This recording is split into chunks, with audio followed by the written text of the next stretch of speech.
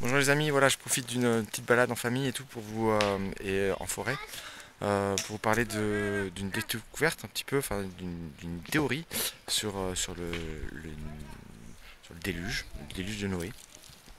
Et en fait j'ai étudié, je voulais dater le déluge avec la dendrochronologie.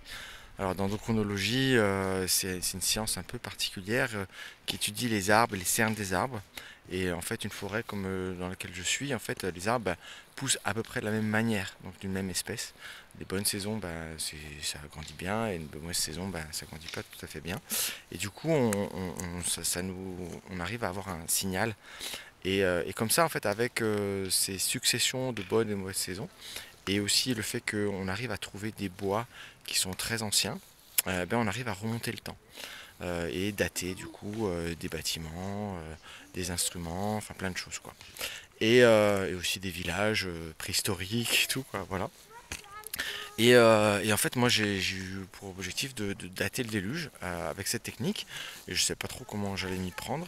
Et finalement, j'ai su assez rapidement que le déluge avait eu lieu par l'étude des couches sédimentaires à une certaine période, donc vers 3300 avant Jésus-Christ. Et en fait, c'est un archéologue, dendrochronologue français qui a été surpris par rapport à mon étude. Je n'ai pas tout de suite dit que je voulais trouver la date du déluge, mais je lui ai dit qu'il y avait un événement un peu particulier qui s'était passé.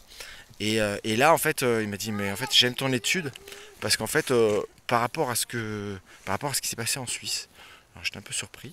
Et finalement, en fait, j'ai étudié les civilisations en Suisse qui ont été datées par dendrochronologie, donc de manière assez précise. Et là, en fait, en Suisse, on trouve une succession de transitions, on va dire, de civilisations, où des fois, il y a des civilisations qui s'éteignent, qui renaissent, qui reviennent, etc. Et voilà. Et donc, du coup, j'en ai même supposé, en fait, savoir à peu près la date du déluge, et même j'ai supposé que la civilisation de Noé, en fait, vivait en Suisse avant et après le déluge.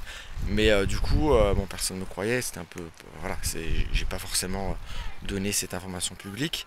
Et en fait, j'ai continué à étudier tout ça. Et en fait, en Suisse, on voit une autre transition qui, elle, est encore plus étudiée et encore plus facile, on va dire. C'était plus facile pour moi. Et c'était la transition de l'arrivée en fait des Indo-Européens, enfin des peuples indo-européens qui du coup avaient une langue indo-européenne. Et du coup, j'en ai supposé que ça devait être aussi le moment où il y a eu l'événement de la tour de Babel. Et ce qui était incroyable, c'est que j'ai pu dater ces événements et les mettre en corrélation. Et ce qui était génial, c'est que finalement ça correspond avec ce que dit la Bible par rapport aux dates. Donc il y avait 533 ans entre ces deux événements.